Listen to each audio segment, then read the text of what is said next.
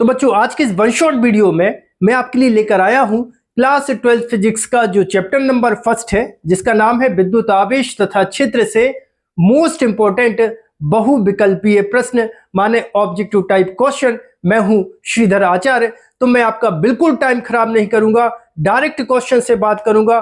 तो बच्चों first question है, एसआई पद्धति में वैद्युत द्विध्रुव आघूर्ण का मात्रक होता है और आपके सामने ये चार ऑप्शन रहे। सो बच्चों वैद्युत द्विध्रुव आघूर्ण को हम कैसे दर्शाते हैं? देखो यहां पर एक है प्लस क्यू आवेश और यहां पर है एक माइनस क्यू आवेश और इन दोनों आवेशों के बीच की दूरी होती है 2a।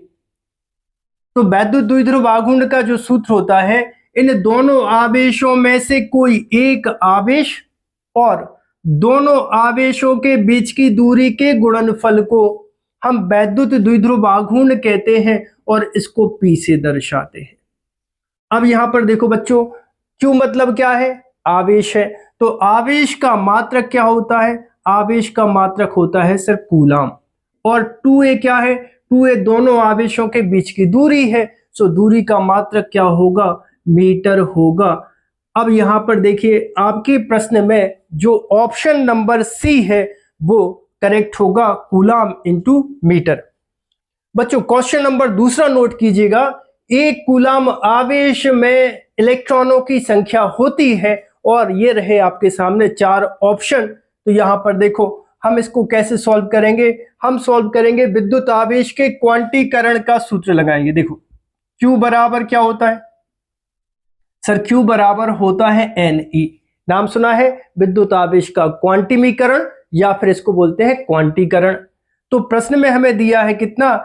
एक कूलाम आवेश। तो यहां पर आवेश का मान रखना 1 और n मतलब क्या होता है? इलेक्ट्रॉनों की संख्या, यही अपन को ज्ञात करना है।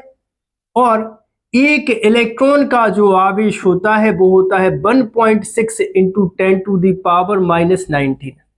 अब बच्चों जब तुम इसको n के बराबर करोगे तो ये आ जाएगा बटे में। तो ये हो जाएगा n बराबर 1/1.6 into 10 to the power minus 19। अब यहां पर ये डेसिमल हटाना, ऊपर लगा दो 0, तो ये हो जाएगा 10। 19 को जब तुम ऊपर लेके आओगे तो ये बन जाएगा n बराबर 10 गुणा 10 के ऊपर 19 की घात बटे हो जाएगा 16, बटे हो जाएगा 16। अब 19 है, यहां पर इसको एक और 10 दे दो तो ये हो जाएगा देखो 100 इंटू 10 टू द पावर 18। ठीक है, 19 थे इसके पास, एक इसको दे दिया तो ये हो गया 100 अपॉन कितना हो गया? 16।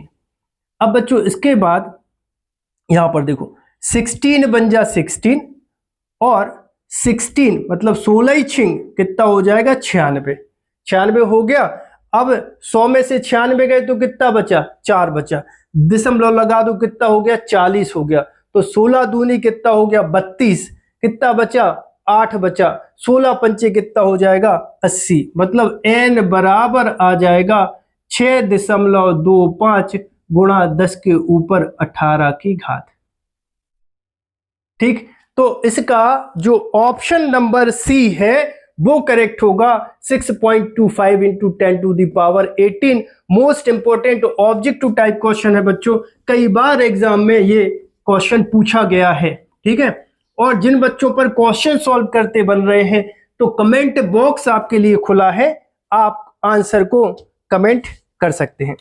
बच्चों तीसरा क्वेश्चन है, वायु या निर्वात में निरपेक्ष विद्युतशीलता का मात्रक होता है और आपके सामने ये रहे चार ऑप्शन।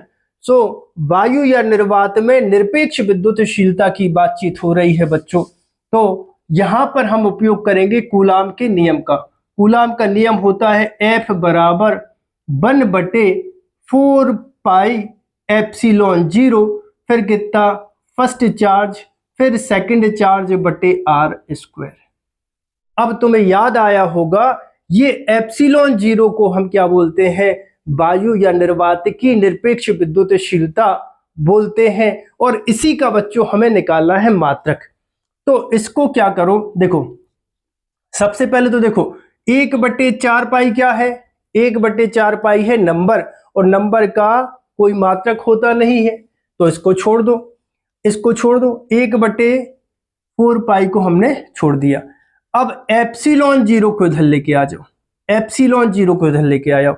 इसी को बोलते हैं क्या, वायु निर्वात की निरपेक्ष विद्युतशीलता। बराबर हो जाएगा, देखो Q1 Q2 बटे कितना हो जाएगा, यहां से आ गया F और यहां कितना है R²।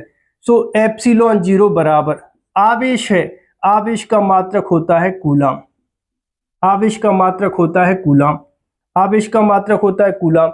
तो यहां पर दो बार आवेश है Q1 Q2, तो कूलाम इंटू कूलाम कितना हो गया, कूलाम स्क्वायर बटे बटे बल पर आ जाओ। बल का मात्रक क्या होता है, बल का मात्रक होता है न्यूटन, तो यहां पे आ जाएगा न्यूटन, गुणा दूरी का मात्रक क्या होता है, दूरी का मात्रक होता है मीटर, तो यहां पे क्या आ जाएगा, मीटर, मीटर स्क्वायर।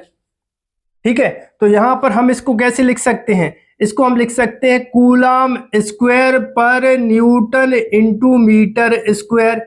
देखो ये ऑप्शन में है क्या, या फिर कई बार इसको ऐसे भी वो लिख देते हैं कि देखो कूलाम स्क्वायर न्यूटन पर 1 की पावर, तो न्यूटन -1 मीटर -2, या तो ऑप्शन में ये मिलेगा या फिर ये मिलेगा, तो दोनों में से आपके ऑप्शन में जो भी है तो उस पर आपको टिक करना है। फिलहाल इस क्वेश्चन का जो सही आंसर है वो कितना होगा, डी होगा, coulomb square Newton into coulomb square पर न्यूटन इंटू मीटर स्क्वायर। अच्छा बच्चों, इसका एक मात्रक और बन सकता है, क्योंकि एक भौतिक राशि के 1 से 2 मात्रक होते हैं, तो इसका एक और मात्रक मैं आपको गिफ्ट में दे रहा हूं। देखो, किसी गोलीय चालक की विद्युत धारिता क्या होती है, सेकंड चैप्टर में पढ़ा होगा आपने। किसी गोलीय चालक की जो विद्युत धारिता है वो होती है C बराबर, यहां पर लिख दे रहा हूं, गोलीय चालक की विद्युत धारिता, गोली चालक की विद्युत धारिता, धारिता इसको हम दर्शाते बच्चों C से, और C बराबर कितना होता है, 4 pi epsilon not into R। अब यहां पर देखो एप्सिलॉन दिखा, इसको क्या बोलते हो, वायु निर्वात की निरपेक्ष विद्युतशीलता, और 4 पाई क्या है सर, 4 पाई तो नंबर है, तो नंबर को छोड़ दो, तो ये बन गया C बराबर एप्सिलॉन नॉट इंटू आ गया R। तो इसको इधर रखो, इसको बटे में लेके आओ, तो कितना हो गया, C बटे R बराबर एप्सिलॉन नॉट। बच्चों जो C है, C क्या होता है, C क्या होता है, धारिता। सो धारिता का मात्रक क्या होता है, धारिता का मात्रक होता है फैरड, यहां पर लिख दूं, धारिता का मात्रक क्या होता है, फैरड, तो यहां पे आ जाएगा फैरड पर मीटर, फैरड पर मीटर। कई बार आपको एग्जाम में ऐसे भी दिख जाएगा, एप्सिलॉन नॉट बराबर फैरड मीटर -1, तो आप क्वेश्चन और उसके ऑप्शन को ठीक से देखते चलना। और अगर आप यहां तक आ गए हैं, मतलब वीडियो आप सभी को कैसा लग रहा है, ठीक लग रहा है, आपको वीडियो यूजफुल लग रहा है कि नहीं। अगर आप सभी को वीडियो यूजफुल लग रहा है और वीडियो में आनंद की प्राप्ति हो रही है, तो इसको बताने के लिए आपके पास एक वीडियो को लाइक करने का ऑप्शन होता है। सो वीडियो को क्या कर दो, लाइक कर दो, वीडियो को अपने दोस्तों के साथ क्या करो, शेयर करो, ताकि उनका भी क्या हो, भला हो। आपका एक लाइक और एक कमेंट मुझे मोटिवेट करता है, यही आपकी क्या है, गुरु दक्षिणा है, क्योंकि यहाँ पर एजुकेशन मिलती है फ्री ऑफ कॉस्ट। और इस सेशन का अगर आपको पीडीएफ चाहिए है तो डिस्क्रिप्शन में लिंक है, उस डिस्क्रिप्शन पे क्लिक करो और वीडियो की पीडीएफ जो है वो आप अपने मोबाइल पर प्राप्त करो। तो बच्चों प्रश्न क्रमांक 4 देखिए, एसआई पद्धति में विद्युत क्षेत्र की तीव्रता का मात्रक होता है, 4 आपके सामने ऑप्शन है। तो आप में से जनरली बच्चे क्या करेंगे, विद्युत क्षेत्र की तीव्रता का सूत्र लिखेंगे, E बराबर F बटे Q, और यहां से मात्रक निकालेंगे। देखो बल का मात्रक होता है न्यूटन और आवेश का मात्रक होता है कूलाम। सो न्यूटन पर कूलाम, या फिर इसको हम लिख सकते हैं न्यूटन कूलाम -1, क्योंकि इस पर 1 की पावर है, ऊपर लेके गए तो -1 लग जाएगा। तो या तो ये ऑप्शन होगा अब, या फिर ये ऑप्शन होगा।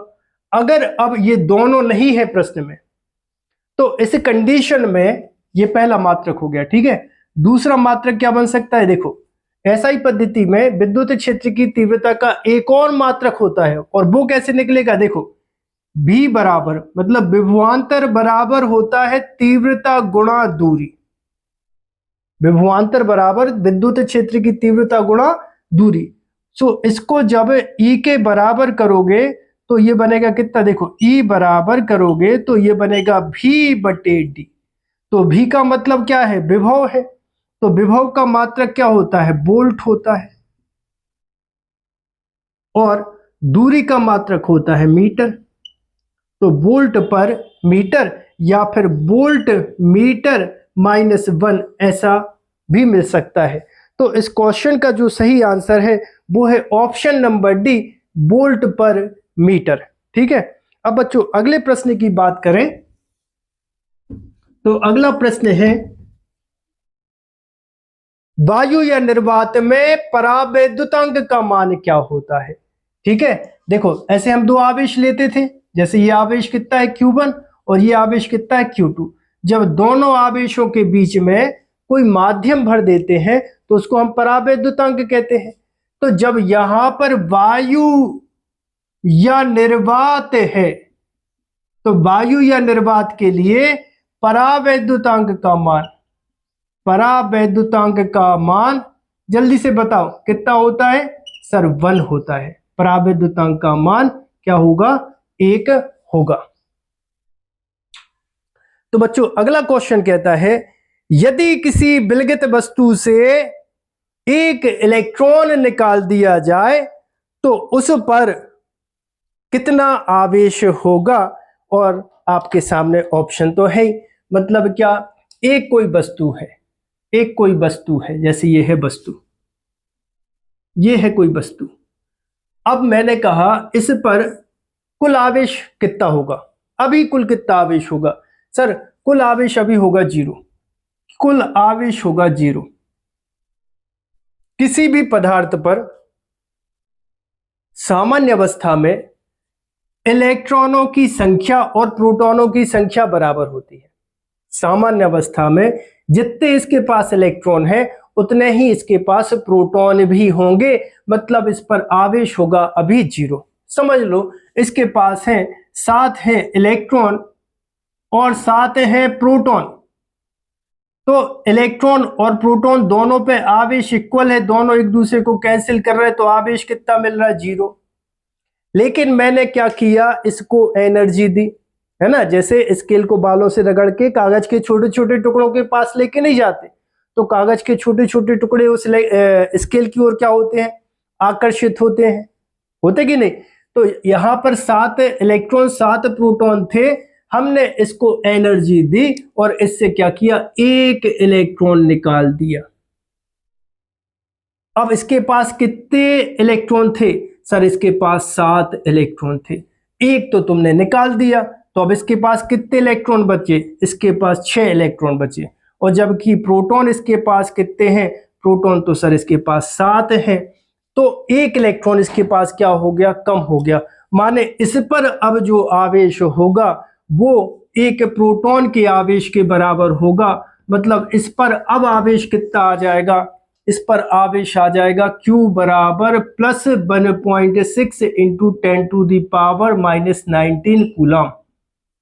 जितने इलेक्ट्रॉन निकालो, देखो ये दो पदार्थ हैं, जैसे इससे 1 इलेक्ट्रॉन निकालोगे तो इस पर प्लस 1.6 इंटू 10⁻⁻19 कूलम। जिस पे इलेक्ट्रॉन लेके जा रहे हो उस पर -1.6 इंटू 10⁻⁻19 कूलम। 2 इलेक्ट्रॉन निकालो तो 2 से मल्टीप्लाई कर देना, तो 2 का पॉजिटिव आ जाएगा। इस पर 2 से मल्टीप्लाई कर देना, -3.2 इंटू 10⁻⁻19 कूलम। जितने इलेक्ट्रॉन निकालते जाओ, 1 इलेक्ट्रॉन निकालो, 1 इलेक्ट्रॉन का आवेश इस पे पॉजिटिव, इस पे नेगेटिव। 2 इलेक्ट्रॉन निकालो, इस पे 2 इलेक्ट्रॉन के चार्ज के इक्वल इस पे पॉजिटिव चार्ज, इस पे नेगेटिव चार्ज होगा। और मेरी एक बात गिफ्ट मैं और ले लो, मेरी बात से मेरी तरफ से एक एडवाइस और ले लो। क्या ले लो? जब किसी पदार्थ से इलेक्ट्रॉन निकालते हैं, जब किसी पदार्थ से इलेक्ट्रॉन निकालते हैं तो इलेक्ट्रॉन जिस पे जाते हैं, जैसे ये इलेक्ट्रॉन है मेरे पे आया तो उस पे 1.6 इंटू 10⁻⁻19 कूलाम का धनात्मक आवेश आया, मेरे पर ऋणात्मक आवेश आया। जिस पे इलेक्ट्रॉन जाते हैं उसका द्रव्यमान हमेशा बढ़ जाता है और जिससे इलेक्ट्रॉन आते हैं उसका द्रव्यमान क्या हो जाता है? कम हो जाता है। ठीक है, मेरे पास इलेक्ट्रॉन आते जा रहे हैं, या फिर ऐसे समझो ऋणात्मक वस्तुओं का द्रव्यमान हमेशा ज्यादा होगा अपेक्षाकृत धनात्मक वस्तुओं की तुलना में। ठीक है, एक बार वीडियो की क्वालिटी चेक कर लूं मैं, कैसा वीडियो बन रहा है। बहुत बढ़िया। चलो अगले प्रश्न पर चले। चलो अगले प्रश्न पर चलो। देखो, दो बिंदु आवेशों के बीच की दूरी r है, तो सबसे पहले तो दो बिंदु आवेश बना लो। ये है, देखो पहला बिंदु आवेश है Q1 और यहां पर दूसरा बिंदु आवेश है कितना? Q2, और दोनों आवेशों के बीच की दूरी है r। ठीक है, तो उनके बीच लगने वाले प्रतिकर्षण बल का मान कितना है? F है। तो इन दोनों आवेशों के बीच में जो बल लग रहा है उस बल का मान है F बराबर 1/4 पाई। के लिख दूं क्या? डायरेक्ट के लिख दूं? ओके, के मतलब 1/4 पाई एप्सिलॉन नॉट के, और फिर कितना हो जाएगा? ये हो जाएगा Q1, फिर कितना हो जाएगा? Q2 बटे हो जाएगा r²। समीकरण नंबर 1, इसको F1 बोल देते हैं। फिर बच्चों प्रश्न कहता है यदि उनके बीच की दूरी दुगनी कर दी जाए, यदि इन्हीं दो आवेशों, ये आवेश कितना था? Q1, ठीक है, और ये आवेश कितना था? Q2, ये आवेश कितना था? Q2, और उनके बीच की जो दूरी है वो r की जगह कितना कर दो? 2r कर दो, दूरी दुगनी कर दो दोनों आवेशों के बीच की दूरी में, दोनों आवेशों के बीच की दूरी दुगनी कर दो। तो अब उनके मध्य कितना बल लगेगा? तो उनके मध्य बल लगेगा, देखो F2 बराबर के, फिर कितना? Q2 बटे 2r²। भाई सूत्र में क्या है? r² होता है, यहाँ पे की दूरी अब कितनी कर दी? दुगनी कर दी। कितना हो जाएगा? 2r²। मतलब ये हो जाएगा F2 बराबर के Q1 Q2 बटे 4r²। समीकरण नंबर 2। अब यहां पर कितना हो जाएगा? देखो समीकरण नंबर 1 में 2 का भाग दे दो, समीकरण नंबर 1 भागित समीकरण नंबर 2 बराबर समीकरण नंबर 1 देखो क्या है सर? k है, फिर Q1 फिर Q2 बटे कितना होगा? r² बटे F2 का मान कितना है? k Q1 Q2 बटे 4r²। ठीक है, थोड़ी सी जगह बना लूं।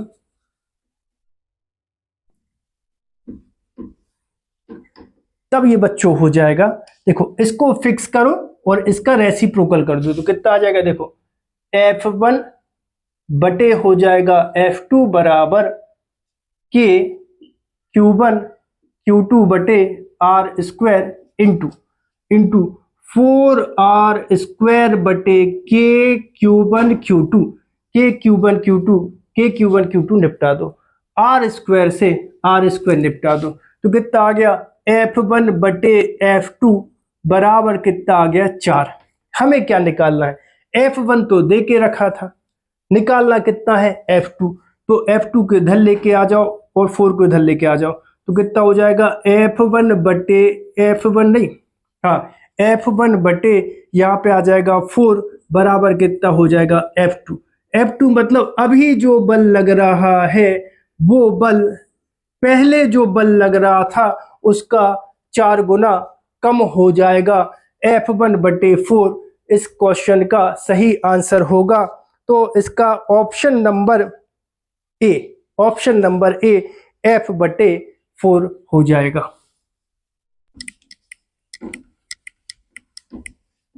ठीक, नेक्स्ट क्वेश्चन पर चलें बच्चों। नेक्स्ट क्वेश्चन पर चलें। आवेश का विमीय सूत्र क्या है? आवेश का विमीय सूत्र क्या है? देखो धारा I बराबर क्या होता है? धारा I बराबर होता है Q बटे T। क्यू के बराबर करोगे कितना हो जाएगा, I इंटू टी हो जाएगा। धारा का अभिमत सूत्र होता है एम्पियर और समय का कितना होता है टी। ठीक है, तो जिसका जो सूत्र है वो बन जाएगा, देखो M0 L0 फिर T1 और फिर कितना हो जाएगा A1। ठीक, ये इसका सही आंसर होगा। ठीक, नेक्स्ट क्वेश्चन पर चले बच्चों, चलो नेक्स्ट क्वेश्चन पर चलते हैं। Q आवेश का एक कोई आवेशित कण, थोड़ी जगह बना लूं, ठीक है, और यदि आपके दिल में भी थोड़ी बहुत जगह बना पाया हूं तो चैनल को सब्सक्राइब जरूर कीजिएगा। ठीक है, Q आवेश का एक आवेशित कण एक विद्युत क्षेत्र E में स्थित है, तब इस पर लगने वाला बल होगा। देखो बच्चों, क्या बोला मैंने, एक कोई कण है जिसका आवेश है Q। ये कण एक कोई विद्युत क्षेत्र E में रखा है, तब इस पर लगने वाला बल कितना होगा, ये अपन को ज्ञात करना है। तो विद्युत क्षेत्र की तीव्रता का सूत्र आप याद करो, क्या होता है, E बराबर F/Q। अब हमें बल निकालना है तो Q को इधर लेके आ जाओ, तो F बराबर कितना हो जाएगा, QE हो जाएगा। ठीक है, ओके, तो इसमें से सही जो ऑप्शन है कौन सा होगा, आप बताइए कौन सा ऑप्शन सही होगा। ऑप्शन नंबर ए सही होगा, F = QE। ठीक है, चलो बच्चे नेक्स्ट क्वेश्चन पर चलते हैं। नेक्स्ट क्वेश्चन हमसे बोलता है, एक कूलाम आवेश से निकलने वाला विद्युत फ्लक्स कितना होगा। तो देखो यहां पर हमें आवेश दे के रखा है Q बराबर 1 कूलाम, और इससे निकलने वाला विद्युत फ्लक्स मतलब φE अपन को ज्ञात करना है। इसके लिए अपन गॉस प्रमेय का उपयोग करेंगे। गॉस प्रमेय कहती है कि φE बराबर बच्चा Q/ε0 होगा। आवेश का मान कितना है 1, सो φE बराबर यहाँ पे हो जाएगा 1/ε0। ठीक है, या तो आपसे ऐसा पूछा जाएगा, या फिर बच्चों कई बार ε0 - 1 भी लगा हुआ मिल जाएगा। तो आप प्रश्न के ऑप्शन को देखिए, ऐसा मिल रहा है कि ऐसा मिल रहा है। फिलहाल आपका जो आंसर है वो क्या होगा, ऑप्शन नंबर ए होगा 1/ε0। स्वाहा। तो अगला प्रश्न है, वैद्युत द्विध्रुव आघूर्ण की दिशा होती है। वैद्युत द्विध्रुव आघूर्ण 2 मिनट पहले ही देखा अपन ने, एक आवेश होता है +Q और एक आवेश होता है -Q। बीच की दूरी होती है 2a और इसकी दिशा हमेशा ऋण आवेश से धनावेश की ओर होती है। और एक आंसर मेरी तरफ से गिफ्ट में ले लो, एक आदर्श वैद्युत द्विध्रुव की साइज क्या होती है। इसका आंसर आपको कमेंट बॉक्स में कमेंट करके बताइए, एक आदर्श वैद्युत द्विध्रुव की क्या साइज होती है। इसका आंसर मैं लास्ट में बताऊंगा। ठीक है, जिन बच्चों को पता है वो बता दें। एक आदर्श वैद्युत द्विध्रुव की क्या साइज होती है ये आपको बताना है। ठीक है, अगला देखिए, एक चालक के अंदर विद्युत क्षेत्र का मान क्या होता है। कोई भी चालक है बच्चों, कोई भी अगर चालक है, अगर तुम उसको आवेशित करोगे तो आवेश उसके बाह्य पृष्ठ पर समान रूप से वितरित हो जाता है। ठीक है, अतः चालक के अंदर आवेश जो है वो Q बराबर 0 होगा, तो E बराबर भी क्या होगा, 0 होगा। इस प्रकार कभी भी किसी भी चालक को अगर तुम आवेशित करोगे तो आवेश सदैव उसके बाह्य पृष्ठ पर वितरित होगा। चालक के अंदर किसी प्रकार का कोई आवेश नहीं होता है। क्या ये बात आपको पहले से पता थी? ओके, तो चालक के अंदर विद्युत क्षेत्र का मान 0 होगा। अगला प्रश्न है बच्चों, किसी द्विध्रुव पर एक समान विद्युत क्षेत्र में लगने वाला वैद्युत द्विध्रुव आघूर्ण अधिकतम होता है जब थीटा बराबर, देखो ऐसा है कि एक समान एक कोई विद्युत क्षेत्र है और इस विद्युत क्षेत्र में एक रखा है वैद्युत द्विध्रुव। वैद्युत द्विध्रुव के दो आवेश, एक प्लस क्यू और एक माइनस क्यू। अब ये जो वैद्युत द्विध्रुव है इस क्षेत्र के साथ, इस विद्युत क्षेत्र के साथ थीटा कोण बनाते हुए रखा है। किस स्थिति में थीटा का मान, किस स्थिति में इस पर लगने वाला जो बल आघूर्ण है उसका मान अधिकतम होगा? तो इसका आंसर आप कमेंट बॉक्स में कमेंट कर सकते हो। कब होगा बता दो। टॉर्क कितना लगेगा, बल आघूर्ण कितना लगेगा? टॉर्क इक्वल क्या होता है? PE sine theta. अगर थीटा बराबर 90 डिग्री रख दो तो टॉर्क बराबर कितना हो जाएगा? टॉर्क बराबर हो जाएगा पीई साइन 90। साइन 90 का मान 1 होता है तो टॉर्क इक्वल कितना होता है? पीई होता है।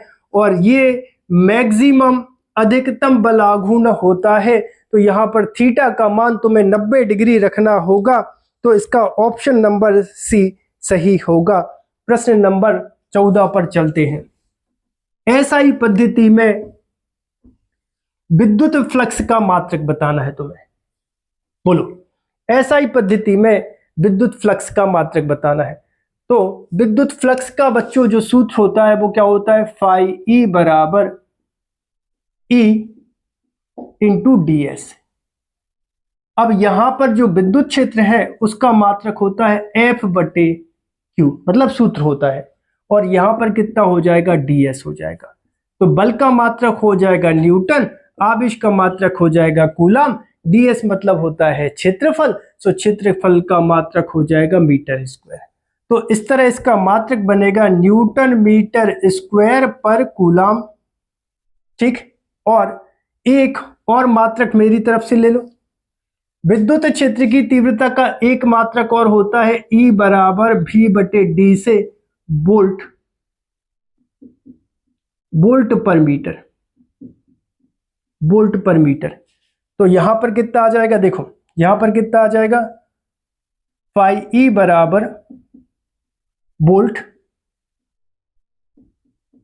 पर मीटर इंटू मीटर स्क्वायर। एक मीटर कैंसिल होगा तो कितना आ जाएगा? वोल्ट इंटू मीटर भी हो जाएगा। तो आप देख लेना बेटा, आपसे ये मात्रक पूछ रहा है कि ये मात्रक पूछ रहा है, दोनों ही एसआई पद्धति में विद्युत फ्लक्स के मात्रक हैं। फिलहाल जो अपना ऑप्शन है वो ऑप्शन नंबर बी सही होगा। ठीक, विद्युत क्षेत्र रेखाएं प्रारंभ होती हैं हमेशा, देखो विद्युत बल रेखाएं हमेशा धनावेश से प्रारंभ होती हैं। एक बात ध्यान रखना, विद्युत बल रेखाएं हमेशा धनावेश से प्रारंभ होती हैं और ऋणावेश पर क्या होती हैं? समाप्त होती हैं। ठीक, नेक्स्ट क्वेश्चन है विद्युत आवेश के क्वांटीकरण का सिद्धांत या क्वांटाइजेशन ऑफ इलेक्ट्रिक चार्ज या फिर क्वांटिमीकरण सिद्धांत की व्युत्पत्ति किस वैज्ञानिक ने करी थी? तो इसका जो सही आंसर है वो वैज्ञानिक मिलीकॉन। ठीक, वैज्ञानिक मिलीकॉन।